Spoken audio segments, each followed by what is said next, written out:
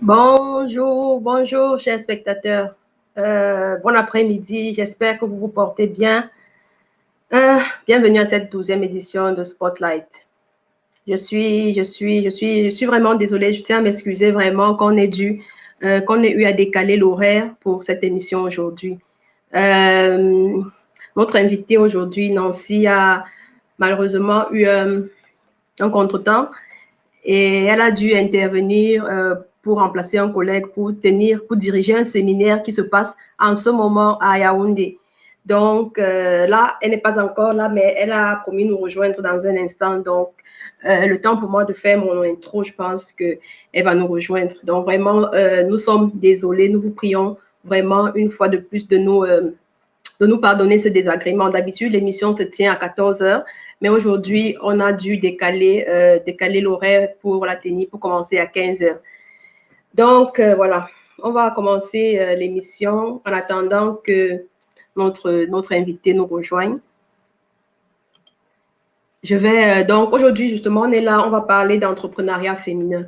Le thème d'aujourd'hui, c'est l'entrepreneuriat féminin. C'est un thème particulièrement qui me concerne. Je suis une femme. Donc, il faut savoir que l'Afrique a le taux d'activité entrepreneuriale des femmes le plus élevé au monde. Ça également, jusqu'à il y a quelques jours, je ne le savais pas. Ce taux est de 24% en Afrique. Donc, ça veut dire qu'en Afrique, on a de plus en plus de femmes qui se lancent dans l'entrepreneuriat. Et moi, personnellement, ça me réjouit de savoir que les femmes africaines sont de plus en plus entreprenantes. Mais malgré ce taux élevé, malgré qu'on a de plus en plus de femmes qui se lancent dans l'entrepreneuriat, on doit aussi noter qu'il y a beaucoup de difficultés auxquelles elles doivent faire face. Les femmes rencontrent plus de difficultés encore que les hommes entrepreneurs en Afrique. Et de ces raisons, pendant l'émission, on va parler de toutes ces difficultés que ces femmes rencontrent. Donc, pour notre 12e session de Spotlight, nous avons invité Nancy. Elle s'appelle Nancy Ongolo. C'est une jeune dame camerounaise, multitalent. C'est une jeune dame vraiment très impressionnante. Elle a créé au Cameroun 2 entreprises. Elle a réussi à créer au Cameroun 2 entreprises qu'elle gère d'une main de fer. Et malgré les difficultés justement locales qu'elle a dû rencontrer, elle parvient depuis environ 3 ans à mener à bien ces 2 entreprises et d'autres activités également. Je l'appelle multitalent parce qu'elle fait également d'autres activités en parallèle, quoi. Donc, voilà. Est-ce qu'il y a des gens qui nous suivent déjà? Je vois quelques personnes connectées. Bonjour, bienvenue. Faites-nous un coucou pendant qu'on attend notre invité. Peut-être que parmi les personnes connectées, il y a même des femmes qui sont entrepreneurs. Est-ce qu'il y a des femmes parmi vous qui se sont déjà lancées dans l'entrepreneuriat ou alors qui aimeraient même se lancer dans l'entrepreneuriat? Ce serait bien de nous dire ça. On pourrait échanger en attendant que notre invité arrive. Et j'aimerais également signaler aujourd'hui que l'émission ne sera pas comme d'habitude. L'émission sera un peu plus courte que d'habitude, comme je vous ai dit. On a dû trouver un compromis, Nancy et moi, pour pouvoir, malgré tout, tenir cette émission. Donc, au lieu d'annuler l'émission, on a trouvé le compromis de repousser l'heure. Mais en ce moment, elle est également appelée à diriger un séminaire qui se passe à Yaoundé actuellement. Mais elle va nous rejoindre dans un instant. Donc, coucou aux personnes qui sont là. Je vais un instant que je retire. Alors que je retire ça. Voilà. Donc, je vais faire un rapide coucou à Nelly Ginette. Bonjour. Merci d'être connecté. Bienvenue à Spotlight. Merci de nous rejoindre. Ce serait bien que vous nous disiez également d'où vous nous suivez. Vous nous suivez d'où? Ce serait bien de savoir. On va rapidement également faire un coucou à Hélène Temgoa. Bonjour Hélène Temgoa, bienvenue à Spotlight. Très ravie que tu nous aies rejoints, merci. On va également faire un coucou à Arlette Zebazé. Bonjour Arlette, merci d'être là, bienvenue. Alors, faites-nous un coucou, dites-nous d'où vous nous suivez. Mon invité est déjà là. Donc, le temps de s'installer, on va, on va se connecter à elle tout à l'heure. On va l'introduire tout à l'heure. Le temps pour elle de s'installer tranquillement. Alors, bonjour à Simplice Dago, bienvenue. Simplice Dago était un de nos invités sur Spotlight. Merci d'être là. C'est un de nos fidèles spectateurs également. Vraiment, merci d'être là et puis bienvenue. Alors, voilà. Donc, ah oui, Madame Hélène Temgot qui nous dit qu'elle nous suit depuis Berlin. Welcome. Alors, on ne va pas, comme je vous ai dit, le thème aujourd'hui, c'est l'entrepreneuriat féminin. Et avec nous, on a vraiment l'immense plaisir d'avoir Nancy Ongolo qui viendra nous parler des challenges, des difficultés, des défis auxquels elle a dû faire face pendant son parcours entrepreneurial. Et vraiment, il n'y a rien de plus, comment on dit, il faut apprendre des personnes qui ont déjà fait ce qu'on aimerait faire. Donc, je pense que ce qu'on va échanger aujourd'hui, ce que Nancy va nous parler de ces difficultés et ce sera vraiment très édifiant. Bonjour à Pierre depuis Berlin, bienvenue. Donc, sans plus attendre, vraiment, je vais introduire notre invité. On a déjà assez tardé comme ça.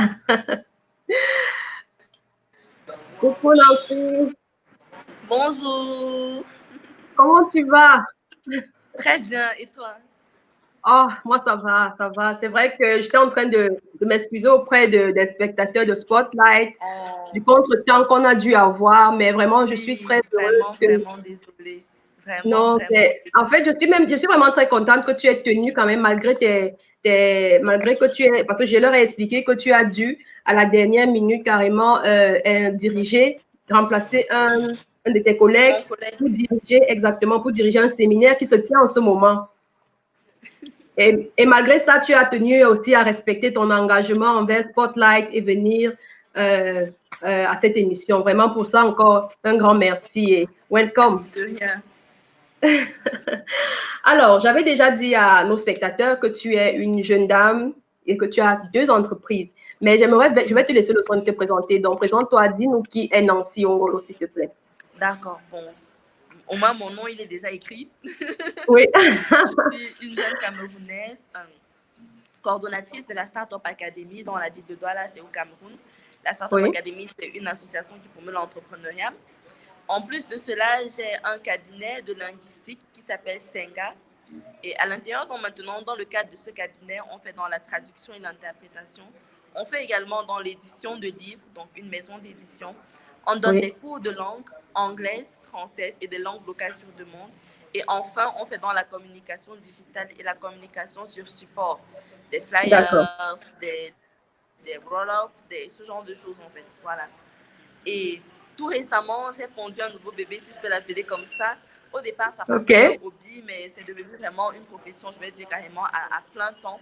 C'est le soin capillaire. J'ai appelé ça les chroniques capillaires de Nancy. C'était au départ des émissions simples dans lesquelles je donnais des astuces sur comment entretenir ses cheveux, comment faire pousser ses cheveux, comment gérer les différents problèmes liés aux soins capillaires. Et maintenant, c'est dans la production carrément, parce que j'ai ma marque de produits capillaires maintenant. On fait dans le conseil, on fait dans la formation également pour apprendre à d'autres personnes à prendre soin de leurs cheveux et à fabriquer eux-mêmes leurs produits cosmétiques capillaires naturels ou industriels. D'accord. Bah, merci, c'est vraiment, je l'ai dit tout à l'heure, tu es une dame multitalent et tu le prouves encore avec ce que tu viens de nous dire. Mais dis-nous, on a compris déjà que tu as lancé ta deuxième entreprise sur la cosmétique, sur le produit capillaire par hobby, c'était un hobby. Mais qu'est-ce qui t'a motivé par exemple pour ta maison d'édition? Pourquoi tu t'es décidé à créer une maison d'édition, un cabinet linguistique? Je vois. Bon, je vais dire, première des choses, peut-être le petit confort que j'avais déjà de par ma formation, parce que j'ai une licence en droit et un master en traduction. Donc, au niveau des langues, déjà, c'est plus qu'une formation, c'est une passion. J'aime beaucoup les langues, plus précisément la langue anglaise. Et puis maintenant, donc, qui dit entrepreneuriat dit prise de risque également. Donc, on essaye un peu d'aller un peu plus loin que ce dans quoi on est confortable.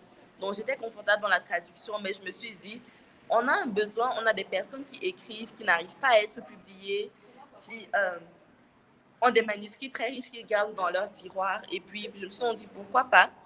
J'ai appris, je me suis formée au niveau de l'édition et puis on a sorti le premier, le deuxième et puis le travail était bon du coup sur les recommandations. C'est comme ça qu'on a assis maintenant la maison d'édition. Donc, je vais dire que c'était carrément un risque entrepreneurial que je prenais. Je ne savais pas si ça devait forcément le faire, mais je suis quand même satisfaite.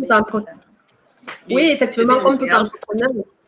Oui, quand on se lance, on sait qu'on veut, on a cette flamme en soi, on veut faire quelque chose, on veut créer quelque chose, mais on ne sait jamais, on ne peut pas prévoir ce qui va se passer demain. Non. Donc, j'aime bien, il y a une citation, je ne sais malheureusement plus de qui elle est, pour définir un entrepreneur, comme quoi un entrepreneur, c'est quelqu'un qui se lance d'une falaise et puis en cours de route, il déploie son parachute.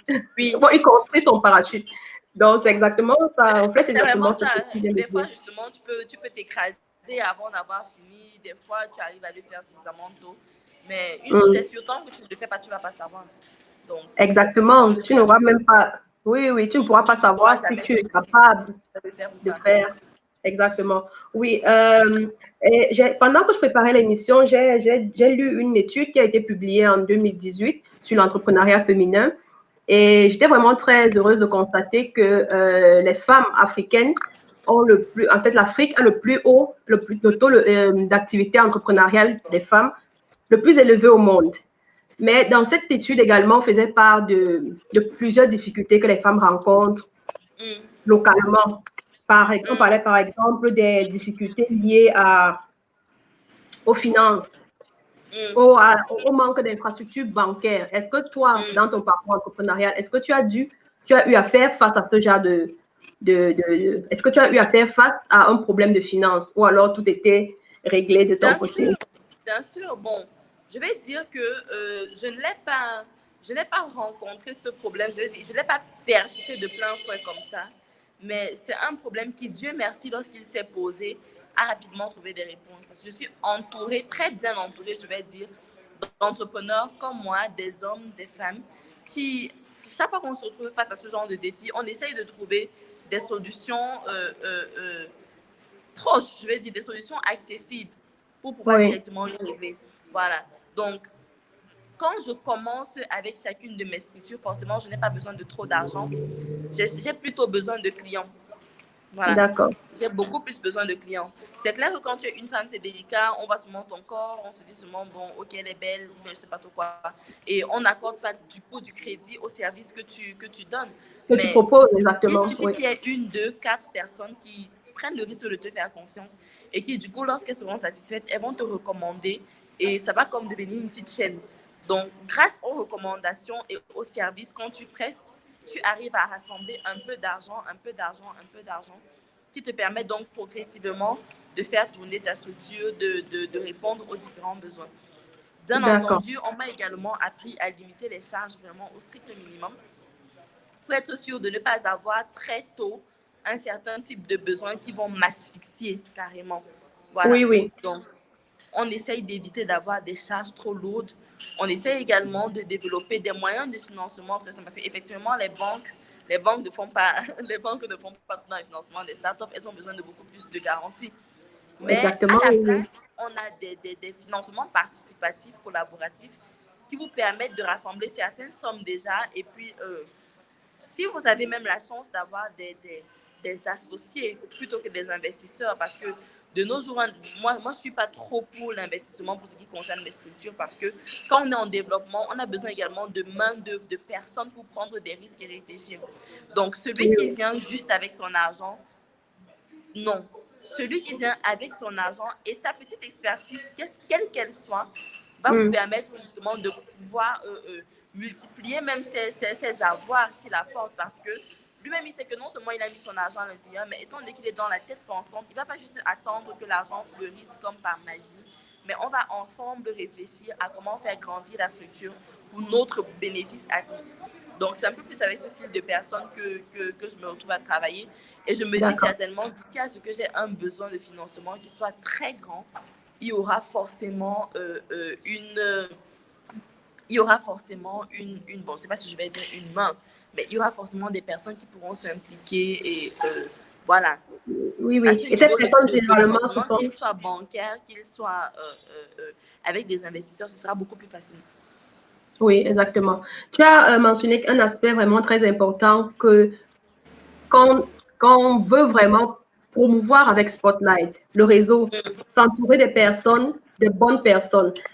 Et tu as parlé justement d'un réseau d'entrepreneurs. Ça te permet justement déjà de Oui. faire face à ce problème de finances. C'est vrai que ça reste toujours un problème, mais c'est quand même moins difficile. Ça a été quand même moins difficile pour toi, le côté finance, parce que tu étais déjà très bien entouré. Oui, bien sûr, c'est vrai. Donc, comme je disais tantôt, je suis coordonnatrice de la Startup Academy à Douala. Avant d'être coordonnatrice, j'ai été membre de la Startup Academy. Et c'est, comme je disais tantôt, des fois, j'ai même fait carrément, j'ai toute une formation pour cela. Des fois, le problème, ce n'est même pas tant le financement. Genre, des fois, on n'a pas besoin d'argent. On a besoin d'un plan. Comment est-ce qu'on va faire? On a besoin d'un business model. Comment est-ce que l'activité que je vais faire va rapporter de l'argent? Et enfin, on a besoin de contacts. Des fois, on n'a pas directement besoin de trop de sous, de trop de... Parce que je me suis rendu compte que ça n'a pas été mon cas. J'ai essayé de faire un test également autour de moi. Les conseils qu'on m'a même donnés en commençant m'ont permis d'éviter de commettre certaines erreurs qui m'auraient coûté cher en argent. Donc, c'est tout ça, c'est le conseil, c'est l'accompagnement, c'est le réseau qui te permettent de faire de grandes choses avec de petits moyens déjà et de savoir quand tu seras prêt à recevoir de plus grands moyens pour les faire fructifier. D'accord.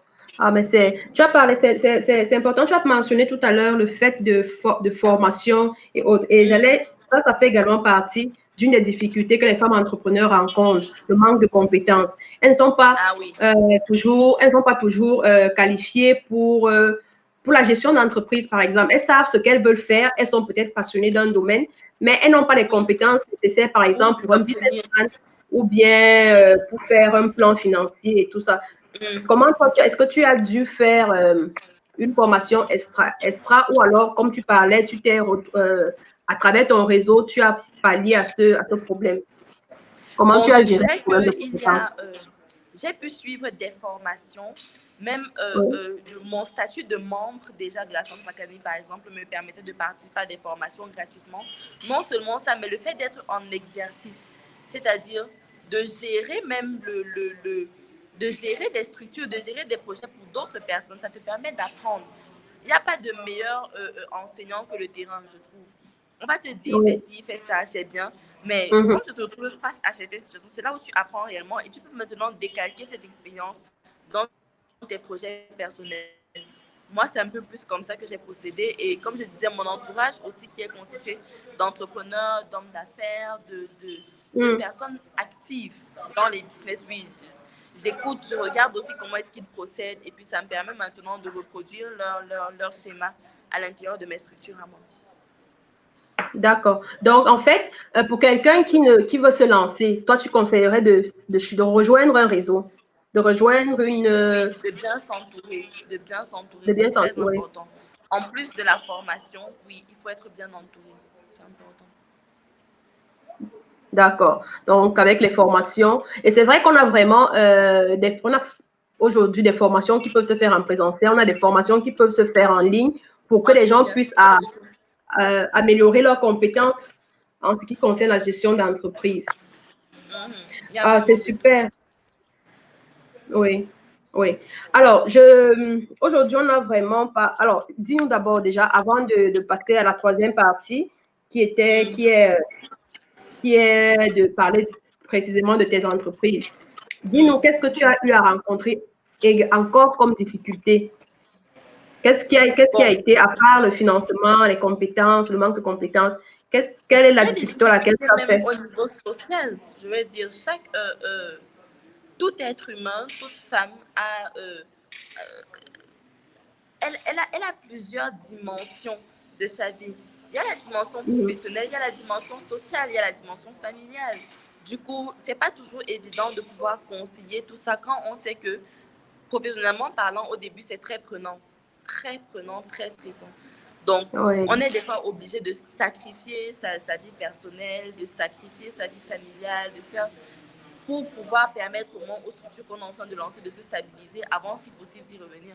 Mais ce sacrifice peut être fatal. Vous pouvez partir et revenir, trouver qu'il n'y a plus rien.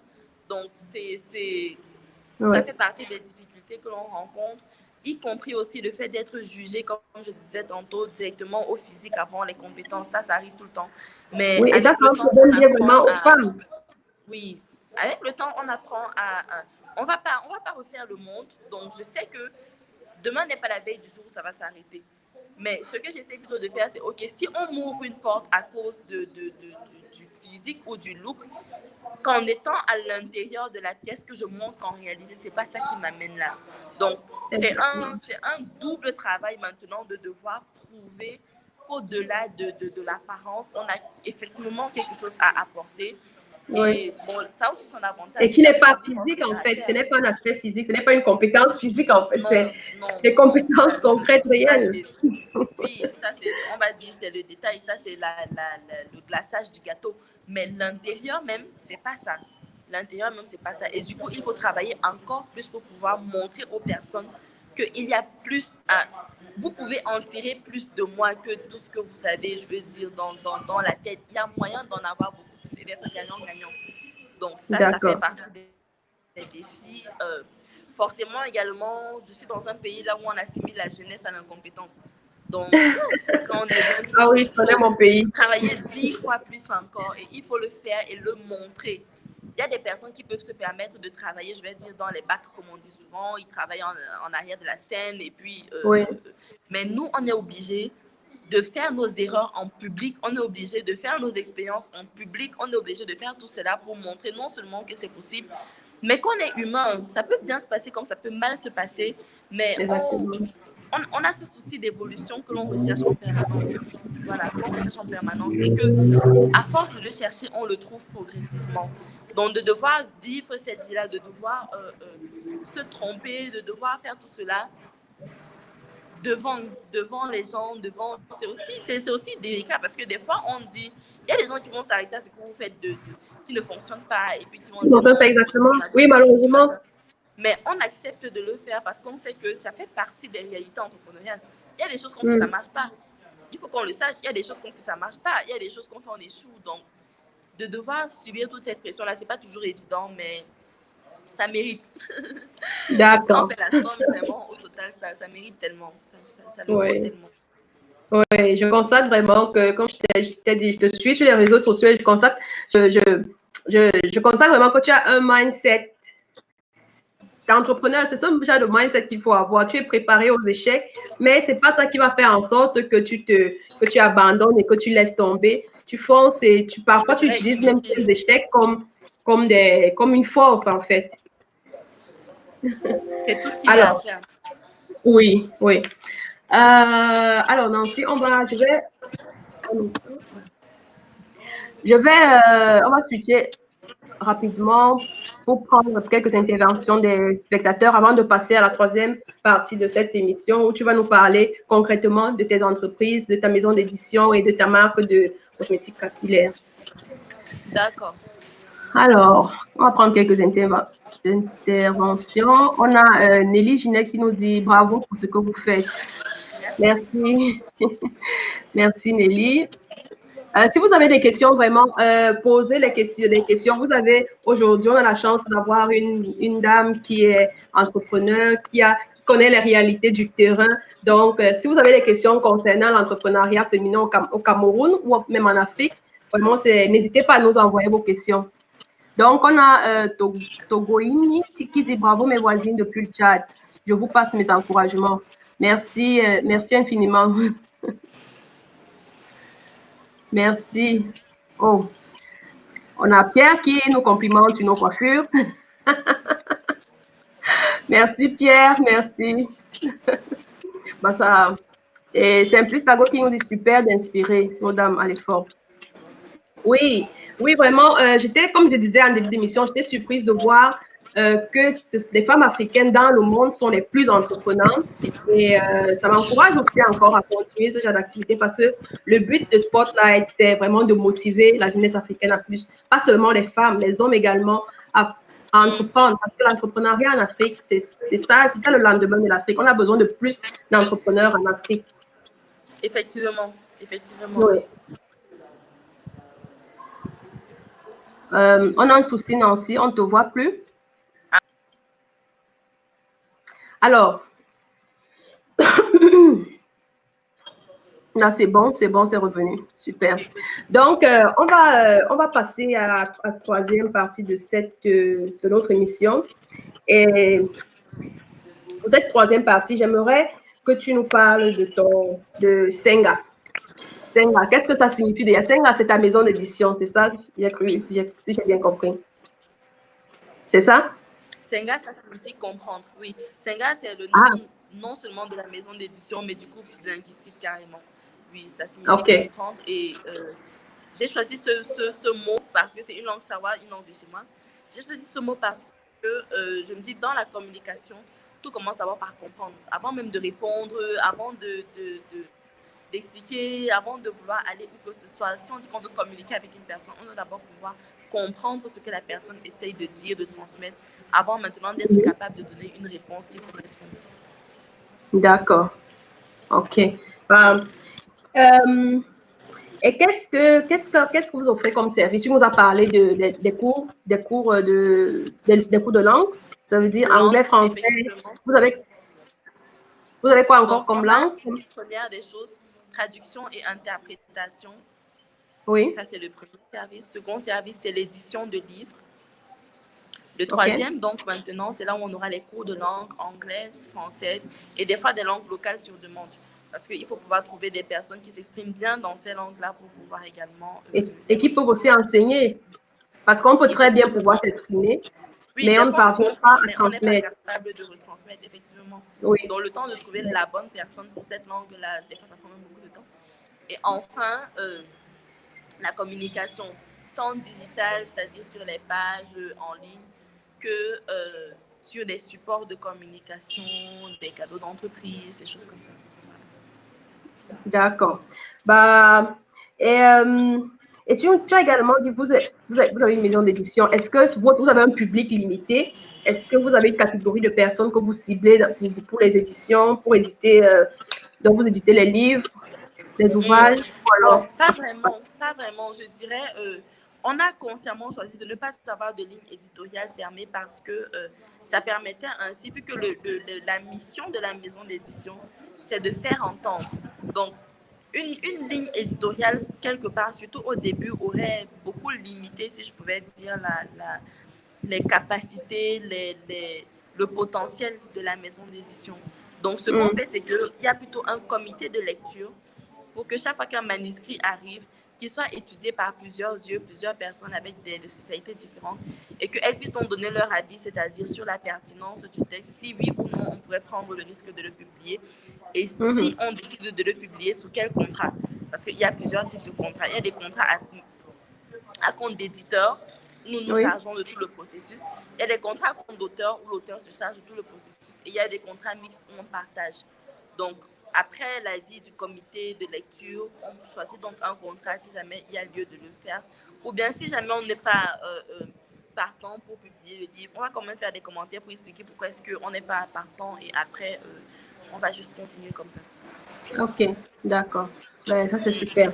Bon, je me rends compte qu'on n'a vraiment plus assez de temps et je n'ai pas envie je n'ai vraiment pas envie d'abuser de ton temps. Ça a été vraiment très, très gentil de ta part de tenir à respecter ton engagement, Nancy, vraiment, merci. Tu as également ta marque capillaire de Queen. J'aurais aimé qu'on en parle également un peu plus, mais là, le temps nous tient à la gorge. Je ne sais pas, dis-nous globalement. Je vais quand même y aller brièvement. C'est une marque de produits que j'ai créée pour... chaque fois que je faisais dans le conseil capillaire, on me demandait toujours, bon, ok, je vais alors utiliser quoi? Qu'est-ce que je vais donc utiliser maintenant? Et puis, au début, je recommandais beaucoup de marques étrangères, mais par souci de patriotisme d'abord, et ensuite pour pouvoir avoir régulièrement le bon produit, être sûr qu'il sera disponible, connaître le contenu, voilà, de oui, c'est très important. parce que les étiquettes, des fois, elles sont très mensongères. J'ai donc lancé ma marque de produits et de formation également pour apprendre aussi aux femmes, parce que ça n'a rien de sorcier, pour apprendre aussi aux femmes à fabriquer leurs propres produits elles-mêmes. formation disponible en présence ou en ligne, parce qu'elle a été entièrement filmée et il y a des suivis, il y a du coaching pour être sûr que le soin se fasse vraiment de façon optimale. Donc, c'est un peu ça. Je pourrais peut-être même t'envoyer les photos des produits. Pourquoi pas? Pour ceux qui seront dans les parages, qui pourront tester. Oui, justement, les photos des produits, on va publier également sur notre page et on va publier également tes liens, donc, et tes contacts, des personnes qui auront envie d'entrer en contact avec toi. On ne te voit plus, Nancy. Oh là là. Attention. Donc, on va publier également tes contacts et les personnes qui auront envie pourront te joindre directement pour avoir de plus amples informations, que ce soit pour la maison d'édition ou alors pour tes produits capillaires. Alors, oui, on a encore 2 petites minutes pour que tu nous parles, dises ce que tu as prévu. À Spotlight, on a comme tradition. C'est vrai qu'aujourd'hui, c'est vraiment extra speed l'émission.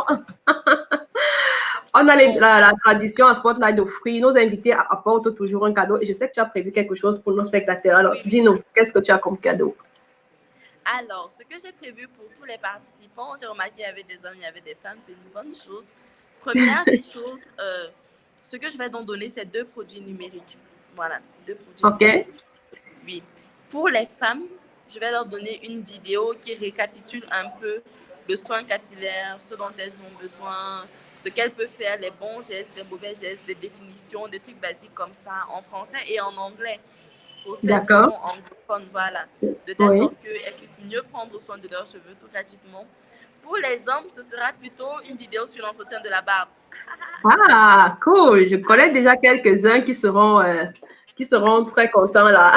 Voilà, et enfin, cette semaine, enfin. Aussi dans la diaspora, pas juste au Cameroun, parce que des fois, les changements de température, les saisons, ça affecte également.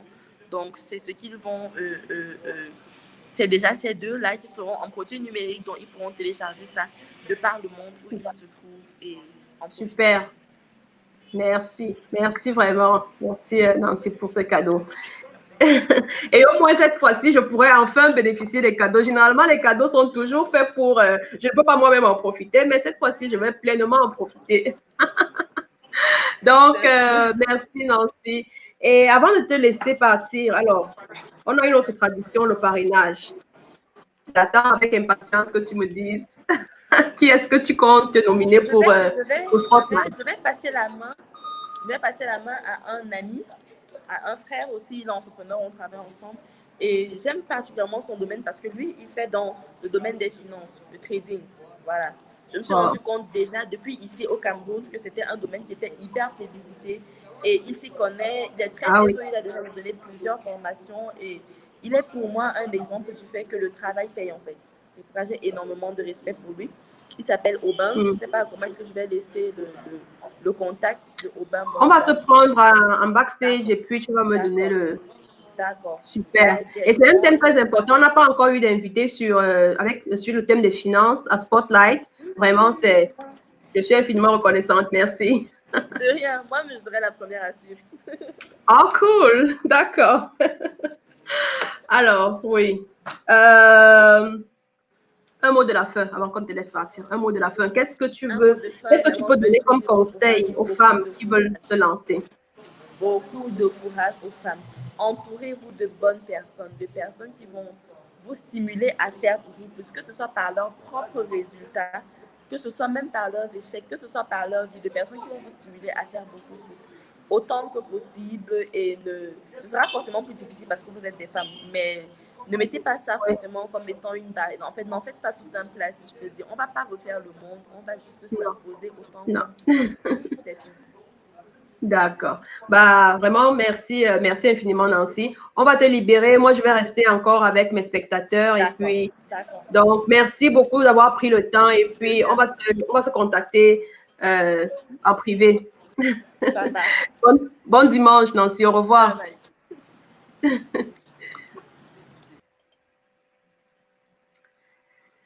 Alors,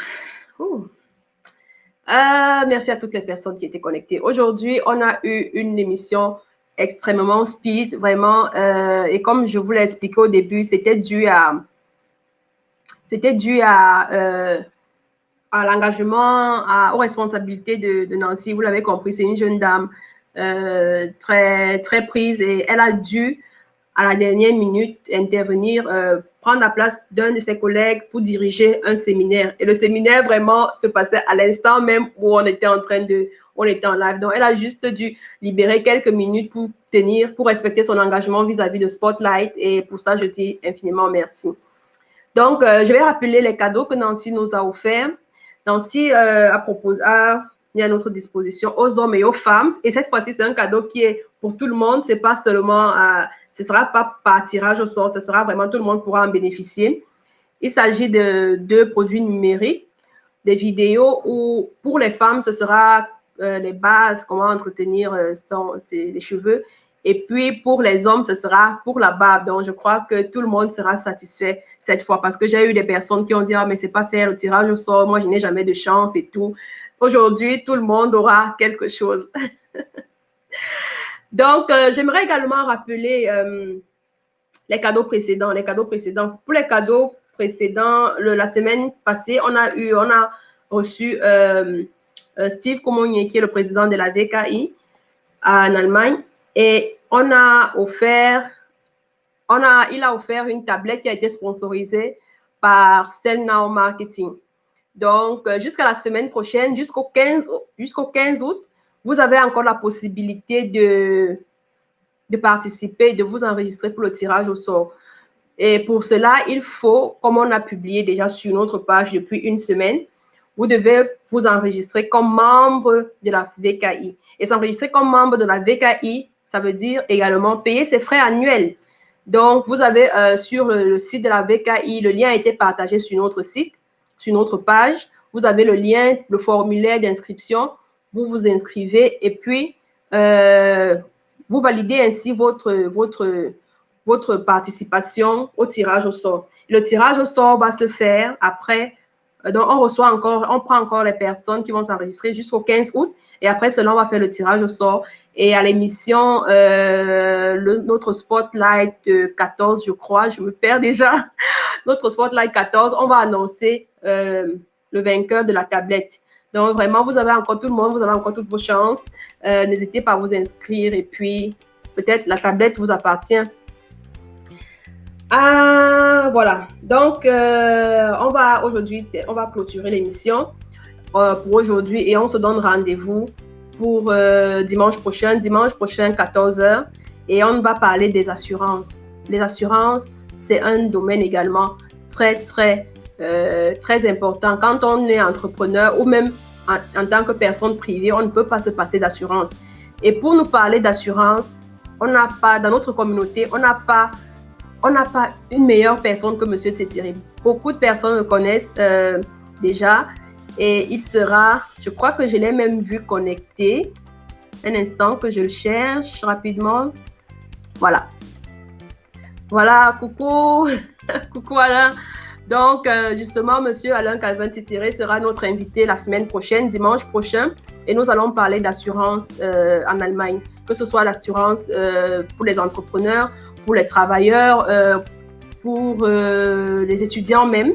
Donc, on va parler de toutes ces assurances-là. Et aussi, quelque chose qui m'a vraiment motivée à choisir ce thème, c'était les assurances vie. Parce que dans notre communauté, on a malheureusement un phénomène qui est très récurrent. Les cotisations, quand quelqu'un meurt ici, par exemple, par accident, on se retrouve toujours à cotiser pour pouvoir rapatrier le corps au Cameroun. Et c'est quelque chose, ça ne devrait plus, je veux dire, c'est bien de cotiser, on peut participer pour soutenir la famille, mais c'est déployable de cotiser pour pouvoir amener le corps au Cameroun, alors qu'on a des assurances qui peuvent gérer ce genre de situation. Donc, la semaine prochaine, vraiment, je vous prie de vous connecter la semaine prochaine, dimanche à 14h. Nous allons avoir M. Tsetsiri avec nous qui va nous parler de tout ce problème d'assurance. Donc, sur ce, j'ai du mal à couper l'émission aujourd'hui parce qu'on a été habitués à passer un long moment ensemble. Mais aujourd'hui, vraiment, on doit s'y faire. La semaine prochaine, tout reviendra dans l'ordre. J'espère qu'on n'aura pas de soucis. Je prie pour ça, qu'on n'ait pas de soucis et que tout se passe bien. Donc, je vous souhaite passer à tous un excellent dimanche, un bon après-midi. Et on se donne rendez-vous la semaine prochaine à 14h, heure de Berlin, avec Monsieur Tétéré. Au revoir.